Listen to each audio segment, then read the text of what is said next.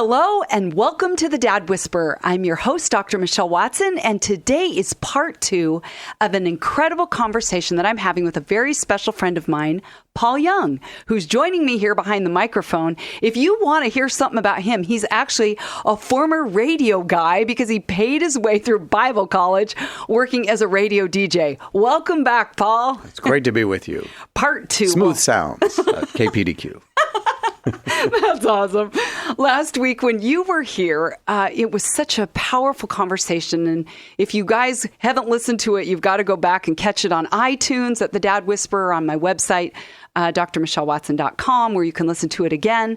But Paul Young, as you probably already know, is author of the best-selling book, The Shack, which is now a movie as well, incredible movie. He's also written Crossroads, Eve, and most recently, Lies We Believe About God. He's a husband, a father to 6 adult children, and he even has 9 grandkids and 1 on the way. This is a busy man. And 7 of those grandchildren are girls. Are you kidding? Okay, so the dad-daughter, grandfather-granddaughter relationship, you know a thing or two. I'm learning a lot, let me tell you. As you go. Yeah, they're all 9 years old and under, the grandkids. So, oh, my goodness. So they're on top of you. I love pictures it's Kim puts on Facebook of reading books, and it's so fun. Well, I want to just, Paul, say this publicly to you, but thank you for the significant influence you've had on my life. I'm going to get teary if I go there. But truly modeling such love and grace and kindness while teaching me about how to dance with the Trinity. You are so welcome. Because honored to be in that I think of you as my, like, not just Paul, but the Apostle Paul, like where he's saying, follow me as I follow Christ. And I do. I have fallen more in love with the Trinity because of time spent with you than almost anyone else on this planet. My kids would say you need to get out more. Well, I want you to know how much you mean to me and how much you mean to I so appreciate that. To my healing journey as well. So thank you for being here again. And today we're going to be talking more about God as a father, because we know that the whole horizontal relationship with our dads affects how we talk vertically about, our Father in heaven. And you talked some about that last week when you talked about your relationship with your father, laying a foundation for how you've known God as a father. But today we're going to talk more specifically on the Father in heaven and how he's impacted you. So the title today on your mark is When God Becomes a Real Father. So now we're going to unpack that a little bit. And I've just got to start by asking you, because of talking about God as a father, it seems fitting to ask you, how did you come up with the name Papa? Good question. Well, Jesus is the first person in Jewish history to refer to God as my father. And the common childlike way of referring to your father in the Jewish world was Abba. Mm-hmm. And that's what dominates. In the Old Testament, what we call the Old Testament, the Hebrew Scriptures, God, I think, is only referred to as Father like 13 times, and never personally. It's never like in a relational term. It's the Father of Israel or the Father of the King or that kind of thing. So they just did not have a concept of that. And here Jesus comes as a 12-year-old who's already referring to God as my Father. Mm-hmm. There is something about that relationship that we don't understand or know. And so when I was casting around for an intimate form of language, Abba I'm not that cultural right inside that world. So, but I was around a lot of Hispanic children, and they have a way of talking about their fathers and calling them like papi, and it has that elevated sense of expectancy. That matched. So you combine Abba and papi, and you get Papa. And I love that. Yeah, so that's where that originated, and it's a very personal kind of way inside my relationship, because my journey has been God to the Father. The big step actually was going from the Father to Father. Mm-hmm. To have that kind of an intimate, and then to move to Papa was all right. That worked. Oh, I love it. Well, one of my favorite lines, which I'm sure most of the planet would agree with me on this, one of my favorite lines in The Shack that came to life for me in the movie is the phrase, "I'm especially fond of you." Right. And who says that? Papa says it. Papa says it. Yeah, and that came up because when I was writing this, it seemed like God is love and I love you was about the subject who loves, and especially when you have an idea, a sense, an assumption of our unworthiness, right? And therefore this is a God who loves,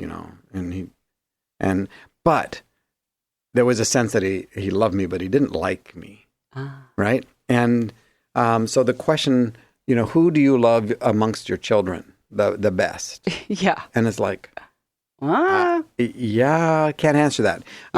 Whichever one I happen to be thinking about, and then to switch it from subject who loves to object who is loved is I'm especially fond of you. See, all of a sudden that changes everything. And in Lies, I tell a story of being in a prison up in Alberta. It was 30 degrees below Edmonton, and actually south of where I was born in Grand Prairie. Wow. Yeah, and so I went into a women's prison, and like 200 and some copies of The Shack were floating through the prison. And so the women came voluntarily to a gathering in which I was just speaking. The gals that did the prison ministry and stuff had set it up. So I talked, who knows what about, probably the prisons in my own heart, and the places that those of us outside the prison walls we're in prisons and we just don't see them, right? And when I'm done, one of the inmates, and you're supposed to never have physical contact, right? I've completely violate that every time that I go into a prison. I love it. And I think they get warned now. It's like, you know what? We're just going to put this protocol on the side. And because I think the world needs as much safe touch as we can express. Yes. Touch has become such a damaging thing. And as a result, so many people never feel the touch of another human being. Elderly people, young men, so there is a place that has to be redeemed, right? And one of them is touch. So she comes and she just collapses in my arms and is sobbing so violently that it takes minutes for her to gain her composure. And when she finally does, she just whispers, "Do you really think Papa's fond of me?" Oh, my. And I said, "Honey, he's especially fond of you." And that just started a whole nother round of this wave of emotions for her. And when she regrouped again, she looks at me and she says, "That is all I needed to know. That's all I needed to know." That's the whole extent of our conversation. And she trusted that you spoke the truth. Yep. It went in. Yep. And I'm thinking like, honey, that is all any of us needs to know. Yeah. Right? That I'm loved just because I exist. Yeah. And you had the especially in there. When you said that, it takes it to a whole nother level. Well, and it's saying it's your uniqueness and the fact that you exist that matters. And I think in terms of women and our daughters and granddaughters in the world, that taps into one of the most basic and fundamental lies that they are told all the time. You're not worthy of being loved yet, right? And as a result, everything becomes about, okay, so how do I become worthy of being loved? And that is one of those lies that I am intent on destroying in the lives of my daughters and the lives of my granddaughters. I love that you have always been worthy of being loved. Always. Yeah. It's never been about your performance. It's never been about your height. It's never been about your weight. It's never been about your intelligence and your looks. I'm especially fond of you. And I can see you in ways that you don't see yet. And how much do we as women need to hear from our dads, our grandfathers? How do you see me? And I think a part of that is, and that's a great conversation, because part of that has to do with the fact that men have dominated the world and are dominant in society. So, the ferocious love of a mother is absolutely essential to the life and of any of us. But in this world, the declaration of a father to a daughter or to a granddaughter, that they are loved because they exist, especially in a world where men have created such a sense of performance orientation. Everything is about power and control, comparison, competing. And we need the men to be able to communicate to their daughters, that's a lie. Yes. We've done this. Yes. And we've controlled the power system, but it's a lie. Yeah. And when dads are communicating that vertically, absolutely it transfers to the father. yeah. Right? Yep. So when the father says, "This is my beloved son in whom my soul delights," right? And his response is, "Abba, Father," right? Mm-hmm. In that, you see the declaration of a God who is saying, this is not about comparing and competing. That's Jesus. He hasn't even done anything yet, you know? And well said. yeah. And he's like, this, I'm delighted in you. Yes. And we don't realize that Jesus comes to explain the Father of, you know, and everything that is true about Jesus is also true about the Father. Exactly. Goodness, kindness, graciousness, you know, long suffering. But we go back to then projecting our own histories on the face of God as Father. Yeah. And we're back to same old performance kind of stuff. So you're basically talking about misconceptions that we have about the Father. I love this phrase that says perception is projection. Yeah. So perception becomes reality, even if it's a lie. Yeah. What misconceptions have you heard? I mean, you've traveled the world that you think people have about Papa. Oh, easy. God is not good all the time. Right? God is of a different character and nature than Jesus. God is the one who needs to be appeased and sacrificed to. And Jesus comes to save us from God the Father. I mean, seriously. We've got some very twisted ways and assumptions that we have about the character and nature of God. And it affects then how we look at ourselves. We see ourselves as separated. And that, you know, Jesus comes to build a bridge that we can walk across to get back to God the Father. Where Jesus is saying, no, you know, you don't understand what fathering is like. You know, you've constantly projected your definition. I'm going to show you a relationship that is not like your experience. And let that redefine what it means to be a parent. Woohoo! Right?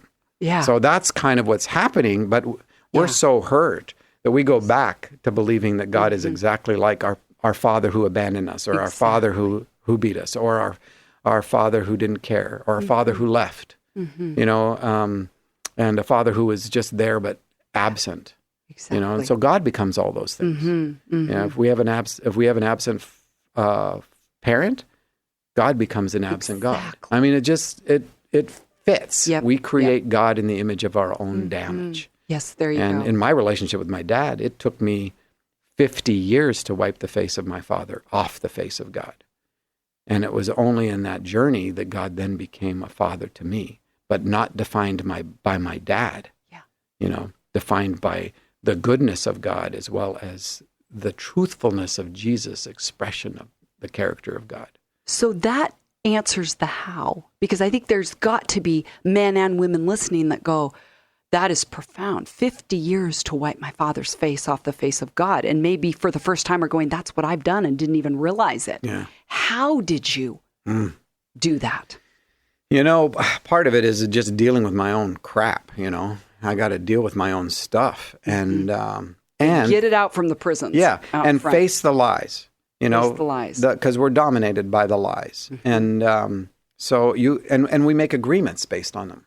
You know, I'm agreeing that I am not worthy. I am not enough. I'm not smart enough. I'm not tall enough. I'm not skinny enough. I'm just not. I'm just not. Yeah.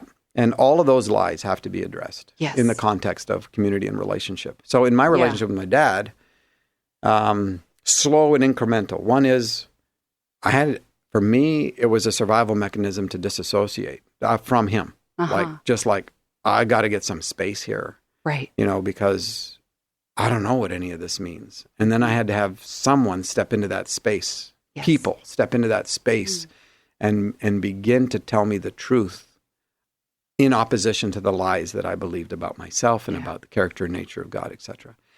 And then over time, I watched slow, incremental kinds of things that I got to participate in that changed things. But there was a major moment that when my dad turned 80 on his 80th birthday, which is 7 years ago. Okay. I went to his birthday, and I went for a walk afterwards, and I was just in a quandary about some of this.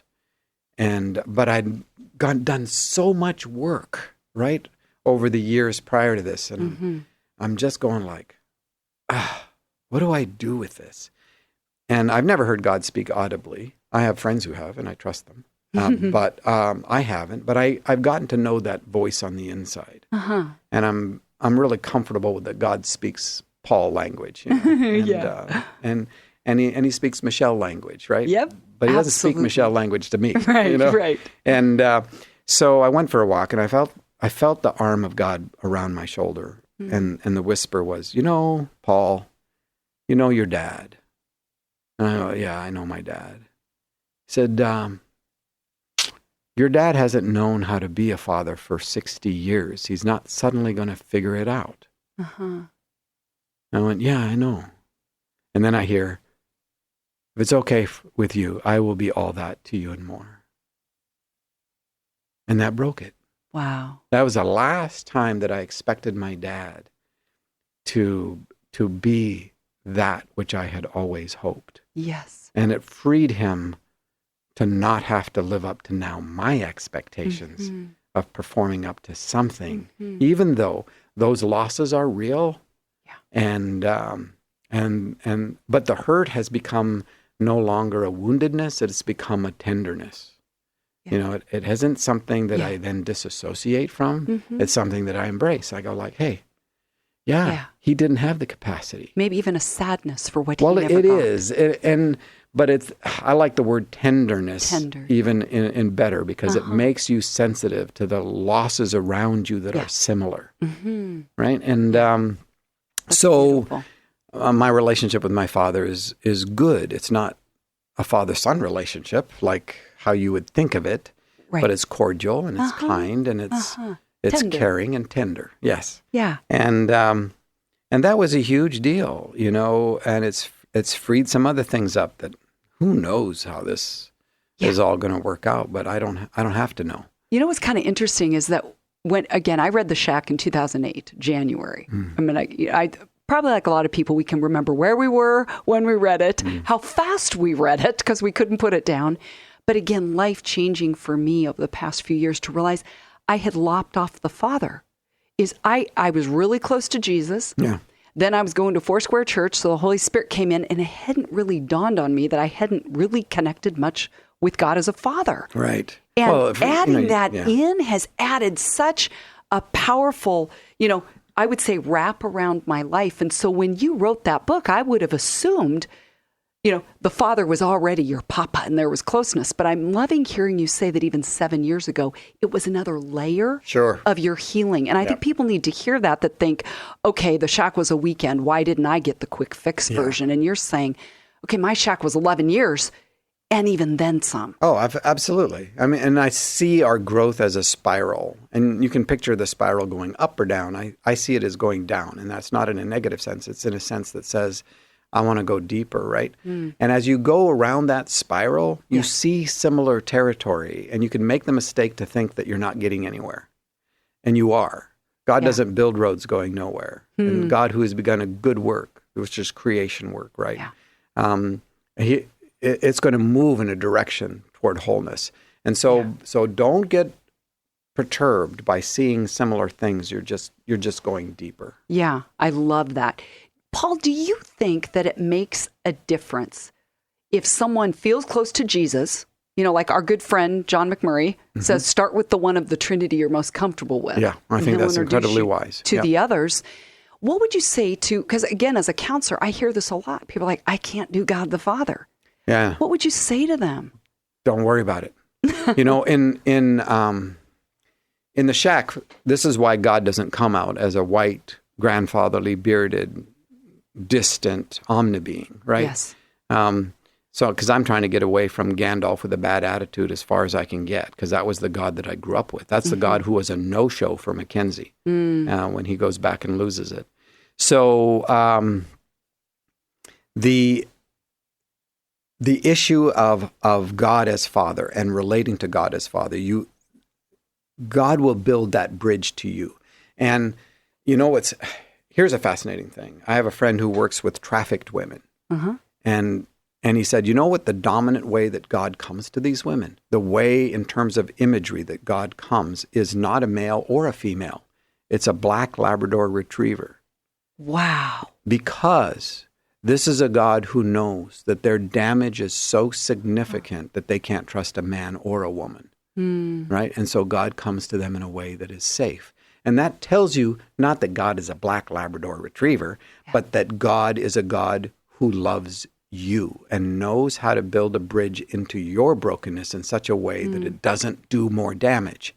In Crossroads, you have the presence of the Holy Spirit and Jesus, again, in different imagery. But God the Father is absent for most of the book.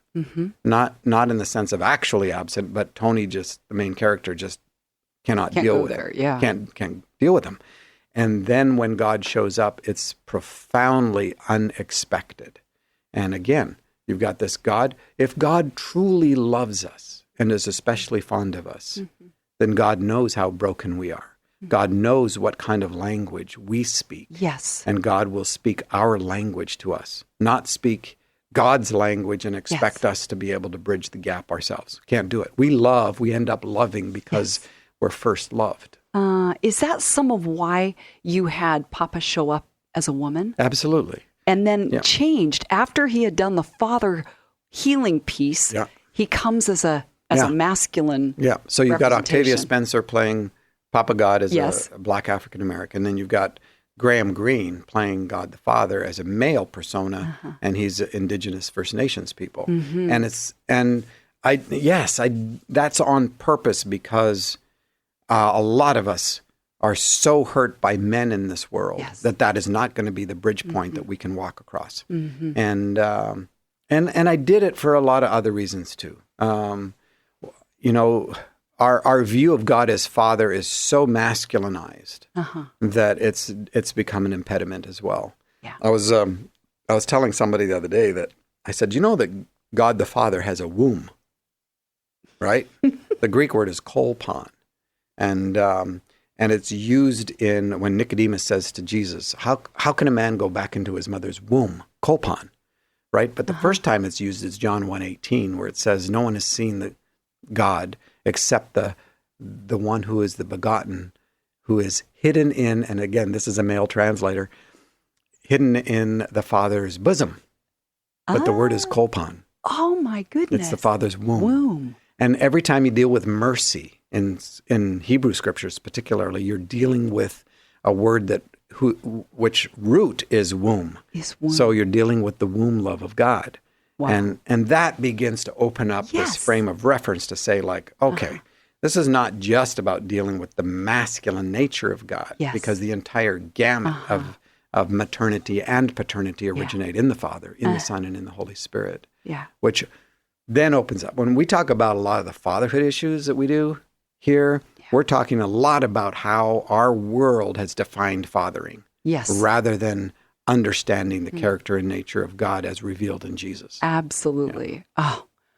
Again, I could talk with you all day. I want to just ask you one final question. I love to do on your mark, get set, go. Okay. Like one practical go step this week for those listening that say, God isn't a real father to me. I don't even know how to start looking at that issue or even opening up. What would you say to them? Talk to the Trinity member that you are closest to about that. And then start exploring why you think that's true, which means that you're probably going to have to tell your story to someone, and because those things are impediments.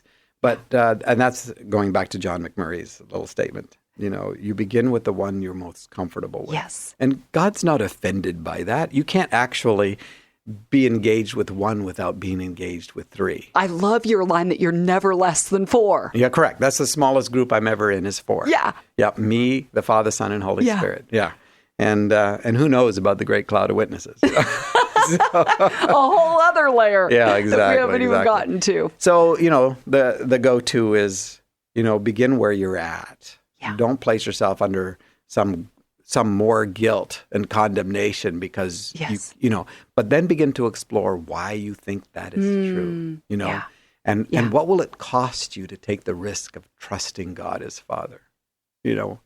That's a huge deal because everything costs. Good. Holding Yes. on to your lies costs, and moving into freedom costs. Oh, And we just think that holding on to our lies costs less. wow. And the actual truth is, it costs so much more to Wow. hold on to our darkness. Oh, such deep practical wisdom. Thank you, Paul Young, for being here. Honored to be with you, Michelle. Love And you. we've talked today about when God becomes a real father. If you want to listen to this again, you can go to my website at drmichellewatson.com or to iTunes at The Dad Whisperer. So thank you, Paul Young, for being here today. It's been a joy.